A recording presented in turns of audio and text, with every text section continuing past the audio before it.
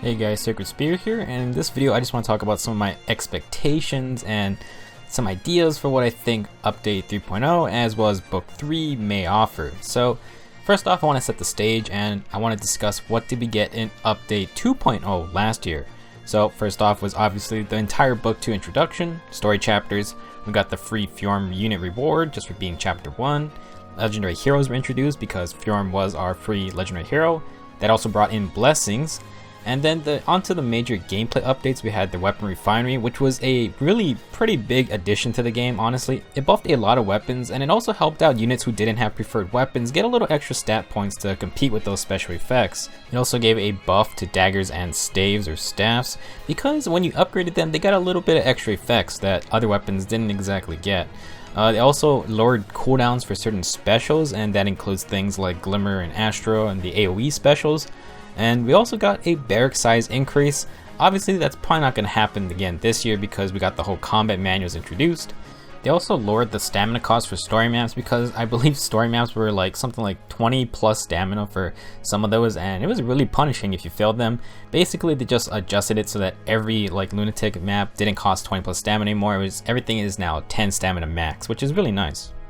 Now that we know what an update of this kind of caliber brought to the game, let's try to talk about things that I'm not expecting but would love to see. So first off, I want to address the big elephant in the room, which is the idea and concept of a scale refinery.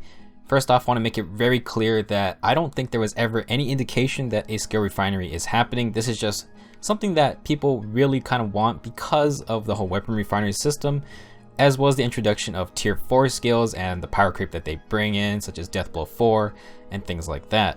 One thing that I think could happen instead of a whole skill refinery system is they could give old units new tier 4 skills. I'm gonna guess we're gonna get something like Fury 4 eventually. They could give Hinata Fury 4 automatically, but I really doubt something like that will happen. The idea of a skill refinery could also come in the form of combat manuals, since combat manuals are basically a way for you to skill inherent and saves barrack space.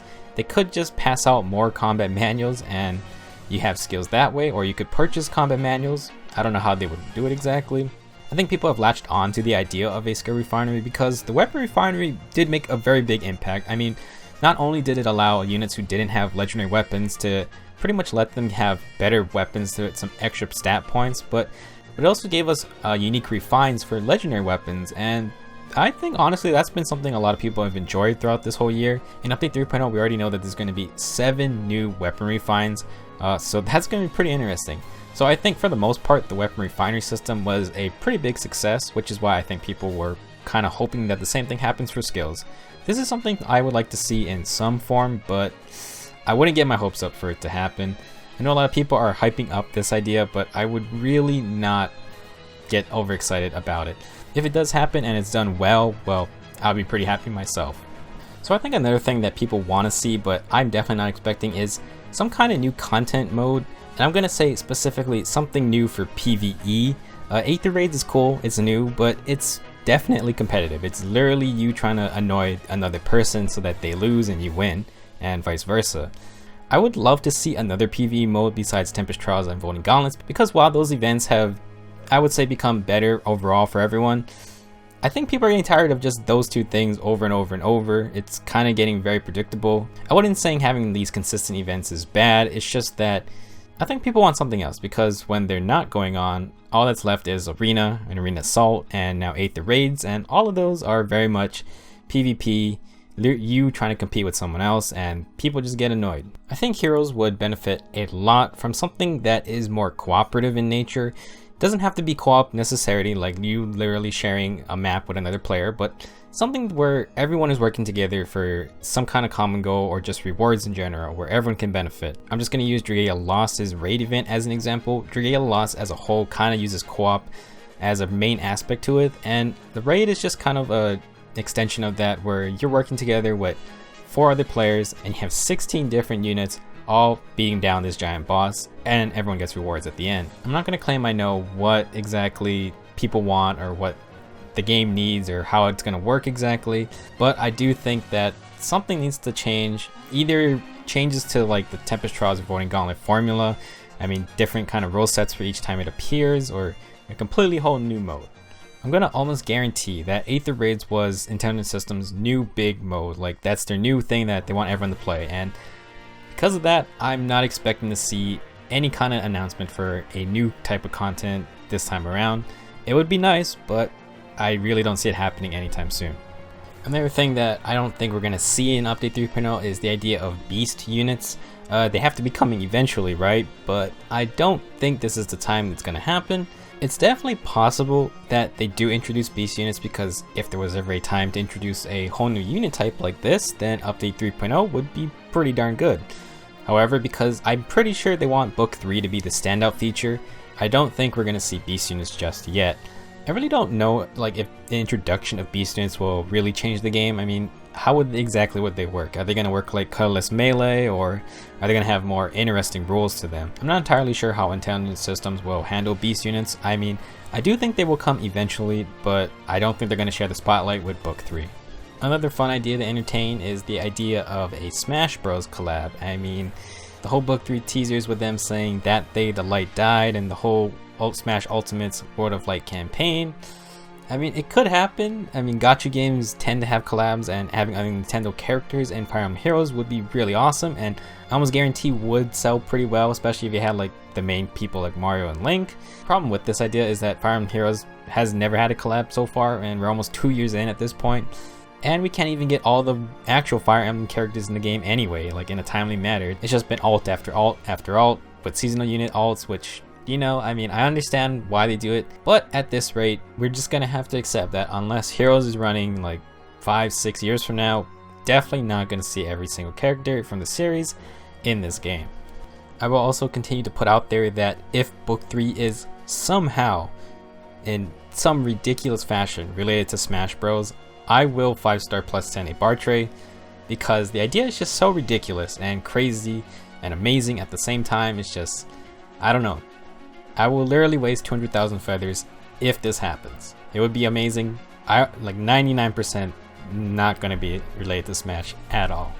In regards to the actual what to expect from Book 3, will we get another free unit again like Fjorm last year? It's definitely not out of the question, and it would be a really nice incentive for players to either come back to the game or for new players to start playing the game. I mean, Fjorm is a pretty darn good unit, and getting a free copy was very nice, very unexpected, so I wouldn't be surprised to see it happen again. One thing that I would like to really see in Book 3 story is the use of the bigger maps for the main story, and what I mean is using the rival domain sized maps for the main story. And I think this would be cool because you could add a large scale battle for more important events, like for example in Book 2, the showdown with Surtur. If they used the bigger map, they could have let us use 8 units. They could have gave Surtur a whole bunch of different units for us to battle through, and honestly make it feel more like a real Fire Emblem game, even though the whole point of a mobile game is to get away from that idea. But still, I think it would be cool because the main story is so short anyways, in the fact that you play it one time and you're pretty much done. The only problem is that if they included big maps is what happens when you have chain challenges. My solution to that idea is that you do the normal 5 parts and then you just have another 6th part with a giant battle. I think that would be a lot of fun. If they don't want to do story chapters with the bigger sized maps, then I will also say that maybe this is where they add the structures from Aether Raids in, or something like structures in. Like you could have the Bolt Tower, I think would be like really nice to spice things up. Anything really to change how story maps go, because for the most part, you're literally just going to play it one time and that's about it. So in terms of plot for Book 3, we already saw that from the teasers that it looks like it's going to be a darker tone for the Asker crew specifically. I mean, the entirety of Book 2 was us helping Fjorm and Nifl out, and for the most part, I don't think Asker suffered too much in terms of what Surtur did to Nifl. But this time around, and from the Xenologue, we kind of already know that something is looking like it's going to happen to the King of Asker, maybe the Queen too. And you know, I'm going to assume that this is where Alphonse and Sharena earned their keep as Fire Emblem protagonists. We already know that we're traveling to the realm of the dead, ruled by Hel, who is a mysterious new figure, probably the antagonist of Book 3. And something I want to mention is that I hope the events of Book 2 aren't completely forgotten. For example, I was going through the story again, just a little refresher. Fjorm does say that she wants to continue traveling with the Asker crew. I really hope that means that she's going to continue appearing in the story, and it's not just because, you know, we can summon Fjorm and all that kind of things. It would be interesting to see like what happens with Nifl in the future, and if they come to play a bigger part later on. I really hope we find out what Loki's intentions are from book 3, because, well, the entirety of book 2, it was us figuring out that Loki's not really a part of Muspel, and she's kind of her own faction. So it should be interesting to see what Loki is up to. We kind of got some weird background from the Tempest Trials with Azura, where Loki was trying to tempt her into using her dragon power. I mean, it's Fire Emblem. I'm sure the evil bad guy is a big dragon. I'm also curious about what's going to happen with Veronica, Bruno, and Embla in general, because we save Veronica along with Ilger at the end of book 2. Bruno shows up, and, well, I don't know. I don't really know what happened to them. Like, are they still going to be antagonists for Asker, or are they going to make up with Asker? Who really knows? We did get Brave Veronica. You know, it could be interesting that if book 3 starts off with us and Embla being together as new friendly factions. I mean, maybe that's how we get Bruno. Boy, that would be a twist if Bruno was the free book 3 unit. So some things that I would like to see from the actual update itself is, you know, is it time for 5-star exclusive demotions? And I think the answer is yes, at least for some of the launch 5 stars. Obviously, they're not going to just demote like brand new 5 stars who recently released, because that's how they make money on this game. But I don't think like the launch 5 stars should be that hard to get at this point. I don't think, there's not too many of them that are powerhouse units in this game, and I think most of them would do well off being at least dropped down to the 4-star pool. That's one way where you can give some skills better availability. For example, Saber, Shield Pulse, super rare skill, really shouldn't be that rare considering that everyone is just focused on offensive firepower and all of that. I think this is something reasonable that could happen, and if it does happen, I'd be pretty happy with it. Another thing I hope they do again, like in update 2.0, is I hope they revise like certain skills and or unit types and potentially hand out buffs and maybe nerfs if they want to do that. I think the weapon refinery helped out daggers and healers a lot, especially healers, and maybe they helped them out too much. I mean, that Wrathful Staff and Dazzling Staff are now kind of becoming problems because of Brave Veronica, and well, if they don't want to nerf these skills or units, then I would hope that they buff other skills that have not been so useful in past, such as Obstruct, which still for the most part pretty bad as a skill as a whole. Since they did buff some specials last year, I hope that they take into consideration buffing more things. Like, for example, I wouldn't say you have to like reduce cooldown on defensive specials, but maybe give them a little more power, because people still aren't really using them compared to the ridiculous offensive specials that we all see in the game very often. If there's no skill refinery type system that gets added, then I would at least like to see some skills get changed, you know, by themselves. Now, something that I want to see either in update 3.0 or, you know, at least in the general future is utilizing combat manuals as rewards, because orbs are nice, feathers are nice, heck, heroic grails are now really valuable, but I think the combat manual system is a really good way to create better rewards that provide skills for inheriting, and you don't have to give out free powerful units such as our Tempest Trials or Grand Hero Battle units. You could just use generic enemy units such as a Red Sword Knight if you don't want to give out free merges to like the Black Knight, for example. And these combat manuals can be extremely customizable. For example, do you just want to hand out Guard 3? Well, you can just have one skill on them. Like, what's going to stop them really? If you want to hand out a Red Knight that has like a whole full kit and people can pick and choose what skill they want, then that's great too. I honestly don't think it's unreasonable to see like combat manuals as a reward in the future, because with the addition of heroic grails allowing you to earn Grand Hero Battle or Tempest Trials units, and the fact that they let you get 20 copies obviously means that they recognize that people want to use these units for their valuable skills or weapons too. So I really hope that this is something that happens in the future, because while orbs are a really nice reward, I honestly think that if you put up combat manuals as a reward for whatever activity, people are going to want those. So I think it's a good idea. Next, I want to talk about something that was potentially leaked a while ago, and it's probably something that will be likely added and maybe people are expecting to see in update 3.0. It's not a big surprise, but you know, if you don't want to be spoiled or anything, skip to the time on screen and you know, you can continue with the video. So this image on the right was posted on the Learn Sharena website, which is an official Fire Emblem Heroes like website that is pretty much a better tutorial. It's not fake, this is 100% that was on there, and it was quickly removed when someone pointed it out. So you know that someone made a mistake somewhere. What we're looking at is underneath Alphonse to the right of the back red arrow, there were two symbols. Normally what goes there are the two current elemental blessings for the current arena season that week. because we don't recognize those two symbols, people pretty much thought that those must be light and dark blessings, and like I said, it's not really surprising to see them add more blessings to this game.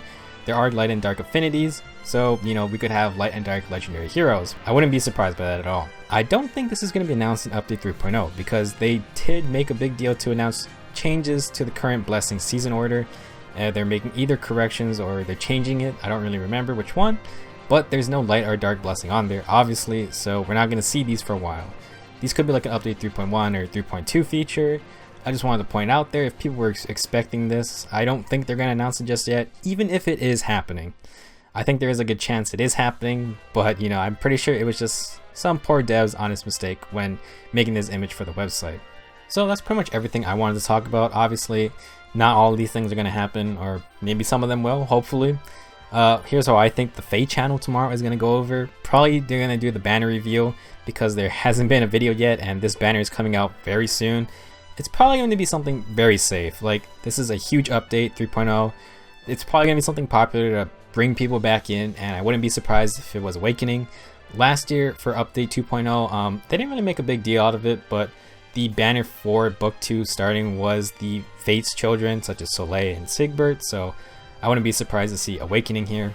They also might talk about the new weapon refines because we have 7 different ones this time. That's a lot. Word on the street is that the White Wings are getting something pretty interesting this time, and you know, maybe if it works differently than usual effects, they might want to talk about that. You know, who knows. I'm also expecting the usual gameplay updates or new features, you know, whatever they want to throw at us. Maybe they'll update quests and things like that. Again, I want to emphasize that I think that Aether Raids and Heroic Grails were pretty much worthy of being in an update 3.0 type update, but maybe they didn't want to drown out book 3's hype, and that is a big part of it too. So, you know, release Aether Raids and Heroic Grails one update earlier, and you just let book 3 have the spotlight. You know, that might be what they wanted to do. Because of this, I don't think we're gonna see anything crazy this time around. Fate channel was only 10 minutes, and that's even shorter than the announcement for Aether Raids and Heroic Grails. So, you know, I wouldn't go too crazy. At the end, I'm sure they're probably gonna dedicate most of it to book 3 cinematic and whatever introduction to new characters and things like that. Regardless, I'm still pretty excited for the Fae channel. I'm really excited to see what book 3 has to offer, and if update 3.0 brings anything special, that's going to be a nice bonus on the side. Thanks for watching. This was a lot of rambling, but hope to see you next week where I'm going to be making a ton of videos about whatever book 3 and update 3.0 has to offer. Thanks for watching. I'll see you guys next time.